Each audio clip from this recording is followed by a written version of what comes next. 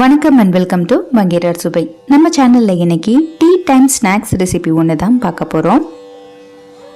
பாசி பருப்பு வச்சு முறுமுறுன்னு ஒரு ஸ்நாக்ஸ் ரெசிபி பார்க்க போகிறோம்.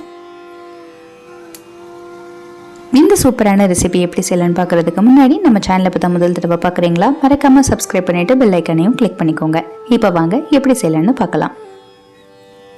ஒரு கப் அளவு பாசி பருப்பு எடுத்து நல்லா அலசிட்டு ஒரு 3 மணி நேரமாக ஊற வச்சு வச்சுருக்கேன்.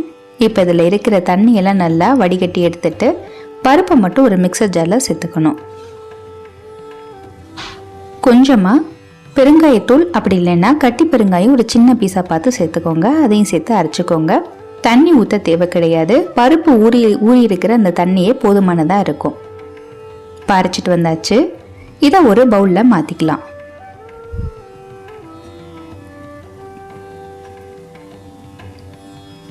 இப்போ இதில் ஒரு கப் அளவு கோதுமை மாவு சேர்த்துக்கணும்.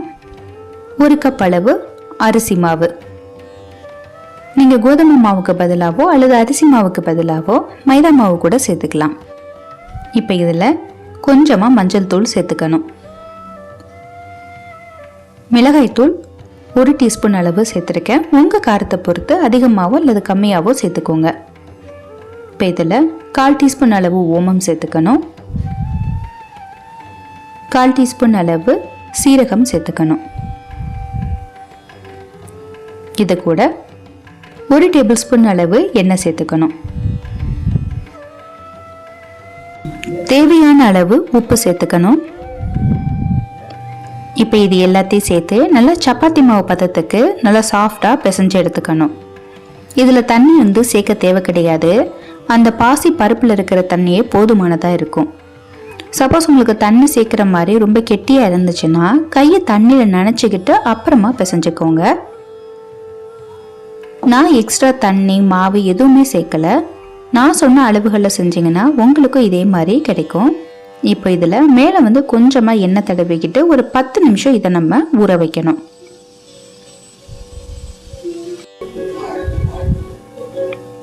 பத்து நிமிஷத்துக்கு அப்புறமா மாவு நல்லா ஊறி இருக்கு. இப்படி பிச்சோன்னா தனியாக வந்துடணும். ஜவ்வு மாதிரி இழுக்கிற மாதிரி இருக்கக்கூடாது. அதுக்கேற்றாப்புல நம்ம மாவை பிசைஞ்சு எடுத்துக்கணும். இப்போ அடியில் கொஞ்சம் மாவு போட்டுட்டு சப்பாத்தி கட்டையை வச்சு நல்லா வட்டமாக விரிச்சு எடுத்துக்கணும். சப்பாத்தியை விட கொஞ்சம் மெலிசாக தேய்க்கணும். ரொம்ப தடிமனாக இருந்துச்சுன்னா பூரி மாதிரி உப்பி வந்துடும். ரொம்ப மெலிசாக இருந்தாலும் உங்களுக்கு டக்குன்னு கருகி போயிடும். அதுக்கேற்றாப்புல நீங்கள் தேய்ச்சி எடுத்துக்கோங்க. இந்த மாதிரி ஃபோக் வச்சு சின்ன சின்ன ஓட்டைகள் போட்டுக்கோங்க. அப்படின்னா தான் உப்பி வராமல் இருக்கும். கத்தி வச்சு நம்மளுக்கு விருப்பமான வடிவத்தில் நம்ம இதை கட் பண்ணி எடுத்துக்கலாம். நான் முக்கோணமாக கட் பண்ணியிருக்கேன். இப்போது இதை எண்ணெயில் போட்டு பொரிச்சு எடுத்துடலாம். எண்ணெயோட சூடு எப்படி இருக்கணும்னா நல்லா ஹீட் ஆனதுக்கு அப்புறமா மீடியம் டு லோ ஃப்ளேமில் வச்சுருங்க.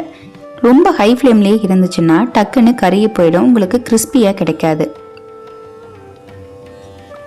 மீடியம் டு லோ ஃப்ளேமில் போட்டு நல்லா 2 பக்கமும் பெரட்டி விட்டு நல்லா வேக விடுங்க. அப்படின்னா தான் உங்களுக்கு கலரும் ரொம்ப கருகி போகாமல் கரெக்டான கலரில் கிடைக்கும். எண்ணெயோட சலசலப்பெல்லாம் நல்லா அடங்கினதுக்கு பின்னாடி இதை வெளியில் எடுத்துடலாம். மீத இருக்கிற மற்ற மாவையும் இதே போல் நம்ம எண்ணெயில் போட்டு பொரிச்சு எடுத்துடலாம். அவ்வளோதான், நம்மளுடைய சூப்பரான பாசிப்பருப்பு ஸ்நாக்ஸ் தயாராகிடுச்சு. நீங்களும் உங்கள் வீட்டில் ட்ரை பண்ணி பார்த்துட்டு எப்படி இருந்துச்சுன்னு உங்கள் கமெண்ட்ஸ் எனக்கு போஸ்ட் பண்ணுங்கள். இந்த வீடியோ பிடிச்சிருந்தா உங்கள் ஃப்ரெண்ட்ஸுக்கும் ஷேர் பண்ணுங்கள். மறக்காமல் மங்கையர் சுபையை சப்ஸ்கிரைப் பண்ணுங்கள். நன்றி, வணக்கம்.